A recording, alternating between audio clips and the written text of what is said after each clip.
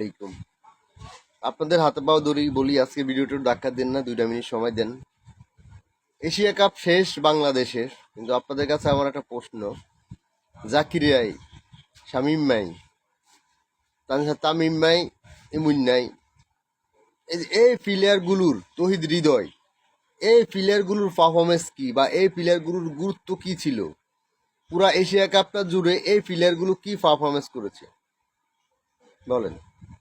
এই প্লেয়ারগুলোকে কেন দলে রাখা হইবে বারবার? Opening A Tanzid Hasan Tamim back to back 3টা 4টা ম্যাচ ব্যর্থ হয়েছিল। তারা বলে ফারুক হোসেন ইমন ব্যর্থ, তহিদ হৃদয় ব্যর্থ, একটা মাত্র ম্যাচ খেলছে, ব্যর্থতার বৃত্ত থেকে আর বেরোতে পারে না। এই যে 135 রান কালকে, এটা কি ভাবছেন আপনিও পাকিস্তানের সাথে ম্যাচ হারবে বাংলাদেশ? যারা বলছে যে পাকিস্তানের সাথে ম্যাচ হারবে, আমরা সেটাও তাদের উপর রাগারাগি করেছি। কি বলেন? মানে এই যে এরকম বাজে অবস্থা বাংলাদেশ ক্রিকেটের, এরকম সুযোগ কবে পাইবে বাংলাদেশ যে সেম ফাইনালে যাওয়ার জন্য মাত্র 135-36 রান ওভারটেক করে ম্যাচটা জিতবে বাংলাদেশ? এই ম্যাচটা জিততে পার না। 11 রানে ম্যাচটা হেরেছে বাংলাদেশ। এই 11 রানটা কি আসতো না? আমাদের এতগুলো প্লেয়ার ছিল, এই 11টা রান কি আমরা করতে পারতাম না এতগুলো বলের মধ্যে? আজকে আমাদের সে ম্যাচ হারার পুরো কারণ ডট বল এবং তহিদ হৃদয়।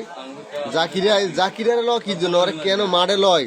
ওরা কি কারণে লয় আসলে খেলাতে? এটাই বুঝতে পারতেছি না। মানে ওর মতো একজন প্লেয়ার এত বাজে পারফরমেন্স, ওরা দলের ক্যাপ্টেন্সি। আর লিটন কুমার দাস দলের প্রয়োজনে জায়গা মতো তিনি ইনজুরি, 2টা ম্যাচে খেলতে পারলেন না। যাই হোক, সেটা ইনজুরি একজন প্লেয়ার, তার তার সেখানে তার নিয়ে আর কথা বলাটা তো উচিত না। তো যারা ছিল বোলিং এরা দারুণ বোলিং করেছেন, এরপর আর কোনো বোলিং হয় না T20 ফর্মেতে। কিন্তু এই ম্যাচটা জিততে পারলো না বাংলাদেশ। আপনাদের মন্তব্যগুলো কমেন্টে করে যান।